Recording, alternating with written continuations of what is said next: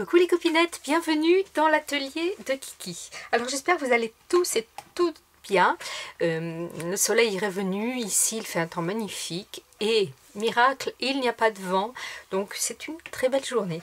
Alors, dimanche c'est la fête des mamans et aujourd'hui je vais vous proposer de faire une petite carte très rapide avec très peu de matériel et moi je trouve qu'elle fait son petit effet.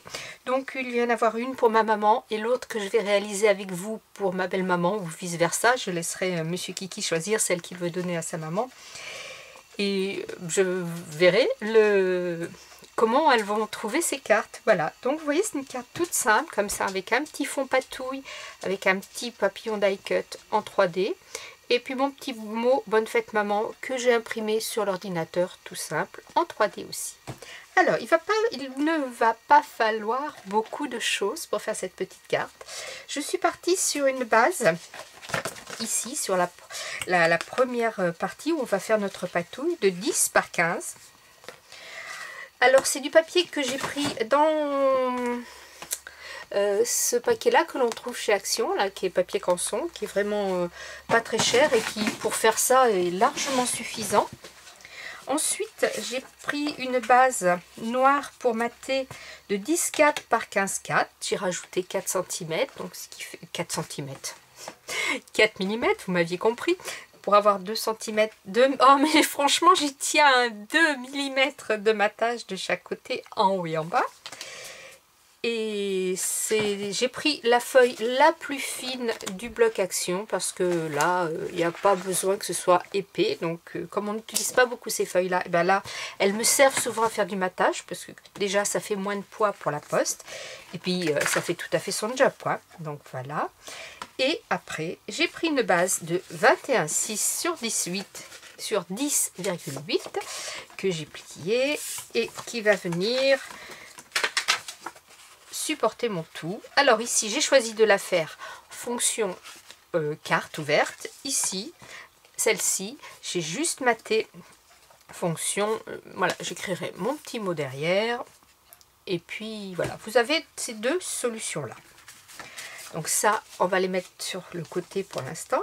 Vous allez avoir besoin de 2 encres. Là j'en ai pris 3 mais 2 c'est bien. Alors j'ai pris les encres de chez Action. Pour faire ma première carte, j'ai pris la numéro 7, le Lavender Love et la Spanish Orange, la 13. Voilà, donc bleu et jaune bien sûr, mes couleurs fétiches qui bien sûr vous le savez, une fois mélangées, donnent du vert. Donc là je ne sais pas si vous allez voir mais ici par exemple c'est vert. Donc pour changer un peu, là je vais prendre la 15 qui s'appelle Here Comes the Sun et la bleu foncé, la numéro 6 qui s'appelle Sailor Sweet. Et sur cette carte et sur celle-ci, je vais rajouter un petit peu de métallique, pareil, les Metallic Ink, la 16, la Tuscan Gold. Alors, il va vous falloir une plaque en verre. Si vous n'avez pas de plaque en verre, vous prenez un bloc acrylique qui nous sert à tamponner. Si vous n'avez pas de bloc acrylique, vous prenez un emballage de tampons, une feuille plastique pour ranger les documents. Voilà, vous pouvez prendre ce que vous voulez, ça fonctionne tout pareil. Alors, je vais commencer par mettre mon orange. Donc, je prends je prends mon encre et je la mets sur ma plaque de verre comme ceci. Voilà. J'ai besoin d'un petit d'eau, un petit peu d'eau, et je prends mon petit papier et j'y vais. J'en mets un peu partout, complètement aléatoirement. Ouh, j'ai bien parlé là. Il est sorti tout seul ce mot là, vous avez vu? Voilà. Donc je récupère un maximum. Si derrière vous en avez un peu sur le doigt et que vous en mettez derrière, ça n'a aucune importance puisque ça va être maté. Voilà. Donc là je trouve que c'est bien comme ça. Alors pour ne pas gâcher, eh bien, je prends une petite chute et je viens tout récupérer parce que de toute façon ça me servira pour faire une découpe ou autre chose. Vous voyez, il y a encore de la matière et c'est un petit peu dommage de l'acheter. Voilà, bon ben là il ne me reste plus rien, je la mets sur le côté. Hop, un petit coup de chiffon. J'y suis. Je vais prendre ma deuxième encre, mon bleu, et pareil, j'en mets sur ma table, sur mon plastique, sur mon support à tampon, mon petit sheet d'eau. Hop, et puis j'en mets. Alors là, le bleu est très intense, je vais peut-être en mettre un petit peu moins ou le diluer un petit peu plus. Voilà. Un petit peu ici. Tout dépend des effets que l'on veut donner. Alors c'est de la patouille, hein. On ne fera jamais deux fois la même chose en patouille. Je récupère. Voilà. Hop. Je récupère ici. Et ici. Voilà. Alors, je vais prendre mon pistolet chauffant. Si vous n'avez pas de pistolet chauffant, prenez un sèche-cheveux. Ça fera l'affaire aussi, hein. Et on va sécher. Alors désolé, ça va faire un petit peu de bruit.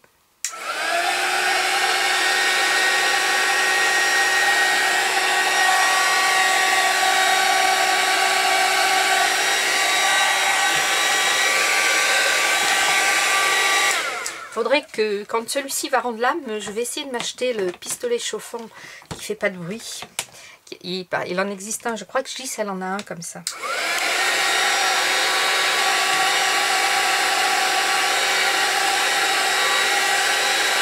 Voilà, vous voyez mon papier se recourbe. Il prend cette forme un peu arrondie, donc je le retourne et je le chauffe par derrière.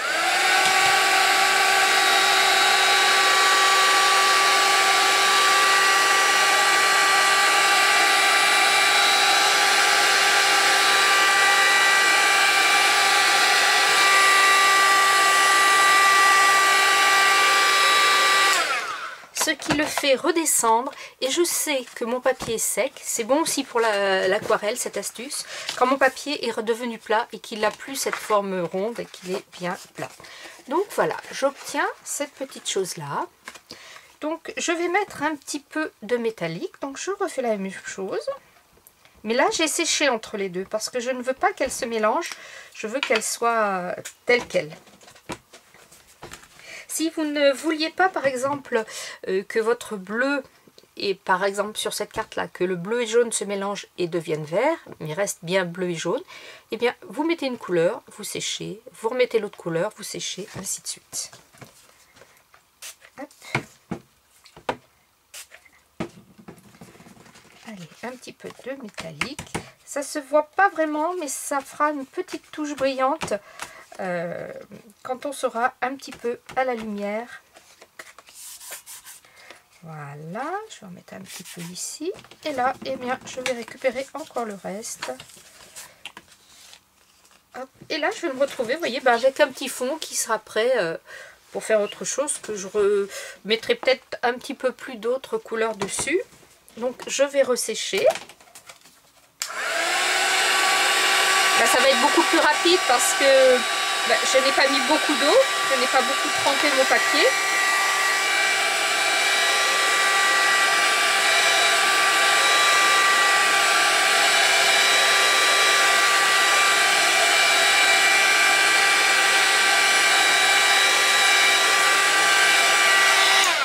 Voilà. Donc on se retrouve avec notre petit fond qui est prêt. Maintenant, on va venir y mettre des tampons de fond sur les côtés en laissant le centre dégagé. J'en profite pour remercier Amélie parce que j'ai fait cet atelier avec Amélie et on a passé un très bon moment. Donc merci Amélie. Voilà, je reproduis ce que j'ai fait avec elle en atelier. Donc des tampons de fond. Alors des tampons de fond, vous en avez de toutes les sortes. Vous avez des comme ça, genre mûr. Alors qu'est-ce que j'ai moi? Moi j'ai ce tampon là, ce grand tampon que j'aime beaucoup, qui vient de chez Tonton. J'ai celui-ci qui est de Studio Light. Enfin j'en ai plein. J'utilise des bouchons. Ici un bouchon de bière que j'ai monté sur un bouchon de vin. Merci Amélie pour l'astuce, encore une fois. Ici, un vieux bouchon cache-biberon que j'ai récupéré. Ça, c'est un bouchon de pot de yaourt maison qui est cassé. Donc j'ai récupéré le bouchon. Qu'est-ce que je peux avoir aussi? J'ai aussi ça, là c'est un raccord pour les robinets, donc le petit rond, le grand rond. Et puis bien sûr, des bouchons. Alors je vais commencer, je vais prendre ma Versafine et je vais commencer par faire mes ronds. Donc je vais prendre un, vous voyez, je prends mon capuchon de biberon. Hop. Et ben là, ça ne veut pas marcher bien sûr. Voilà, un petit peu ici. Un petit peu là. Je prends mon rond, ce bouchon là également.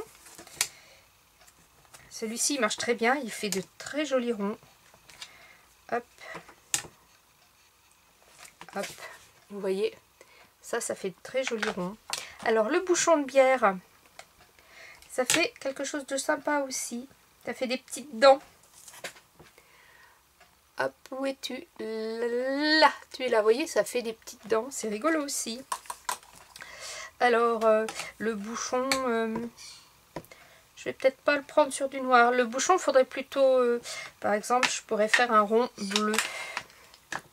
Je vais prendre celui-ci, l'encre que je me suis servi. Hop, j'encre et, vous voyez, hop, voilà un petit rond.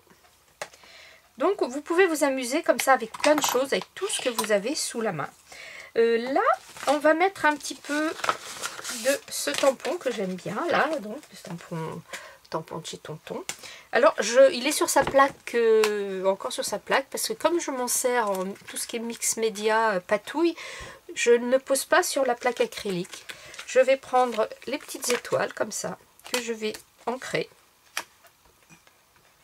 Et je vais venir tout simplement les poser sur ma plaque, sur ma carte, vous voyez, comme ça, tout simplement. Je trouve que ça fait un rendu trop sympa. Ici, je vais prendre le milieu, enfin le bord, pardon, que je vais appuyer pareil à la main. Il ne faut pas faire de choses régulières, vous voyez. Voilà. Tac. Donc je vais enlever celui-là. Je vais sortir mon petit Studio Light. Là, par contre, je vais prendre mon petit support puisque je vais y mettre cette petite chose là que j'aime beaucoup. On dirait un cou de girafe, spécial dédicace à Gis. Et là, allez, j'en mets un petit peu comme ça. Voilà, je vais en mettre un dans ce sens. Voilà, mais ça me convient très bien. Hop. Et puis je vais mettre ce petit rond là, celui-ci. Hop. Allez. Je trouve que de ce côté c'est un petit peu moins chargé. Hop, pas complètement. Voilà. Et je vais me servir peut-être de la deuxième génération pour ici. Voilà. Bon, je trouve qu'il y a assez de tamponnage. Donc, je range tout ça. Voilà. Je ferme mes encreurs. Hop. Oups, pardon. Un petit peu de ménage. Parce que là, j'en ai vraiment plein les doigts. Là, je m'essuie un peu les doigts parce que bon, je ne veux pas trop tacher ma carte quand même. Même si c'est de la patouille. Je vais prendre ma petite feuille de brouillon et je vais venir pardon, excusez-moi, à la vôtre, je vais venir mater ma carte, même si elle va être matée sur du papier noir. Je trouve que ça fait plus propre, donc si vous jugez que c'est superflu, vous ne le faites pas, hein. Donc je prends mon marqueur que je vais incliner, hop, pour je ne sais pas combien de degrés, hein. J'ai toujours été nulle en géométrie, donc c'est pas maintenant que ça va commencer, à bientôt 59 ans, non. Donc je me colle le long de ma carte, et j'y vais doucement, je descends pour former un trait, et vous voyez, c'est magique, j'ai mon bord avec le petit trait noir, Alors il faut y aller doucement parce que des fois on a tendance à aller un peu vite, ça dérape et ça fait du cacaboudin sur notre belle œuvre. Voilà. Et mon quatrième coin. Donc cette feuille me sert à ça. Je la jette quand vraiment je vois plus où je pose mes traits. Hein. C'est une chute. Utilisation de chute. Voilà, on a notre petite carte comme ça. Donc les écritures sont dans ce sens. Donc voilà, ça va être le haut, ça va être le bas. Je vous la mets en face. Faire un petit peu de place là. Hop, voilà. Alors je vais, comme sur celle-ci, choisir d'y mettre un die cut. Ce sont les die cut que vous connaissez, hein, qui viennent de chez Action. Donc là, j'ai plutôt une dominance de bleu sur ma carte. Je vais choisir un papillon bleu. Voilà. Donc ces die cut, je trouve qu'ils sont mal découpés. Vous voyez, il y a quand même pas mal de blanc là autour. Je trouve pas ça très très joli.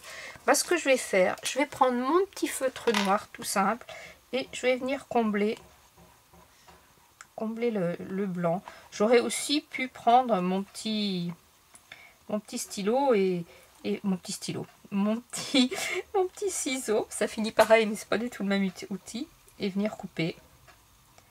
Bon. Voilà. Ici aussi, je trouve que c'est un petit peu pas très joli. Voilà. Et je vais venir un peu faire le bord aussi parce que quand on soulève on va mettre le papillon un peu en 3D. C'est pas très beau quand il y a trop de blanc. Voilà. Alors, je vais donner une petite forme à mon papillon. Je vais lui redresser les ailes comme ça. Ici, j'ai le centre qui se forme, vous voyez. Et ça va me permettre de le coller dans le bon sens. Alors, vous avez aussi une autre solution, c'est de reprendre un même papillon. C'est très joli aussi. Alors, est-ce qu'il me reste un autre papillon bleu de cette taille? C'est pas sûr. Si, c'est pour vous montrer. Parce que vous avez la possibilité de poser votre premier papillon, libellule, enfin du thème que vous avez choisi, de le coller entièrement et de venir coller celui-ci juste par le milieu, ce qui donne un autre charme puisqu'on voit un peu le papillon en dessous. C'est pas mal aussi. Mais là, celle-ci, je l'ai fait simple, donc je vais faire pareil ici.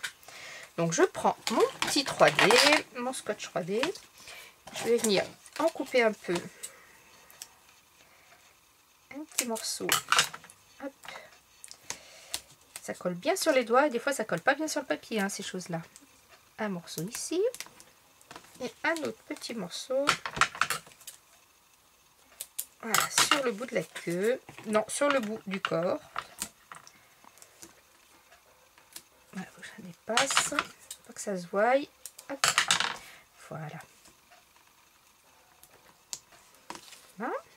Donc, j'ai dit que les écritures étaient bien dans ce sens. Donc là, je vais poser mon papillon au milieu, mais pas tout à fait au milieu dans ce sens-là, mais pas tout à fait au milieu, un petit peu en haut. Après ça, c'est un choix. Hein. Vous posez où vous voulez votre petit personnage. Vous voyez, moi, il n'est pas tout à fait centré, mais c'est un choix. Et je vais aussi venir y mettre mon petit texte que j'ai découpé, imprimé et découpé. Alors là, il n'est pas très beau comme ça. Ben, je vais tout simplement venir y mettre un tout petit peu de couleur, comme j'ai fait là, vous voyez, pour rappeler les couleurs utilisées dans la carte. Donc pas partout, un petit peu comme ça, là où, comme je le sens, comme ça vient. Là, je vais prendre mon autre couleur, mon orange.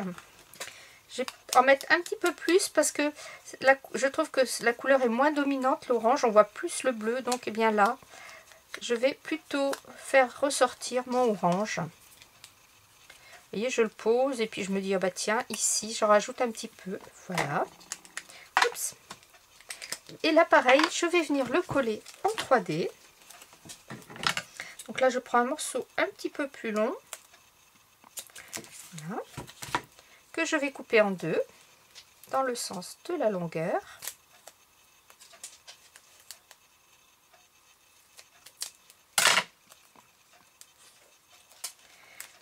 morceau ici et l'autre morceau. Et puis je vais choisir de mettre mon mot, le décaler. Celui-ci, je vais le décaler de ce côté. Voilà. Tout simplement. Bon, ici je trouve que c'est un tout petit peu vide. Je vais juste y rajouter un petit rond de capsule. Voilà, comme ça. Tout à fait. Ça me plaît un petit peu mieux comme ça. Voilà. Donc je vais prendre mes papiers qui sont là. Je vais venir coller ma petite carte sur mon matage noir.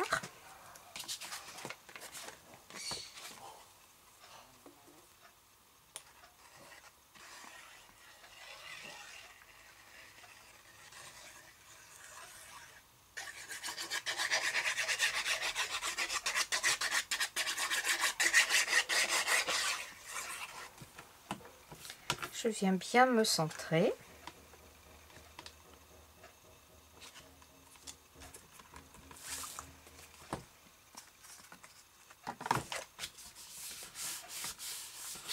Et je vais venir coller ma petite carte sur mon autre support, mon deuxième matage.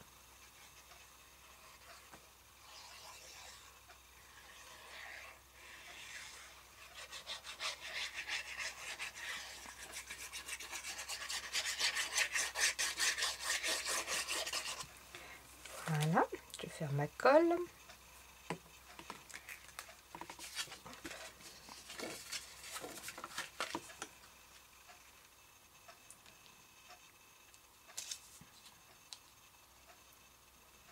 Voilà.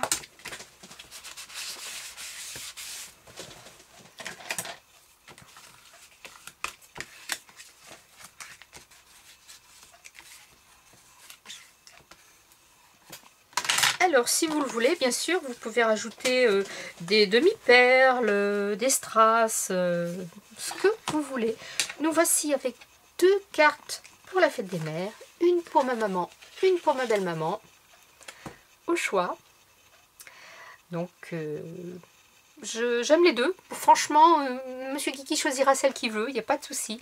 Ce que vous pouvez faire aussi quand vous avez des papillons comme ça, c'est ici au milieu, rajouter des strass sur le corps, juste dans le milieu, à partir de la tête jusqu'au bout du corps. Et ça apporte un petit chic que j'aime bien aussi. Et bien écoutez, voilà, c'était une petite carte vite faite pour la fête des mamans ou pour tout autre événement. Joyeux anniversaire, Noël, bonne année, voilà. On peut s'en préparer plein à l'avance. Et puis on a des petites cartes. Scrapez bien, la vie est belle, bye bye.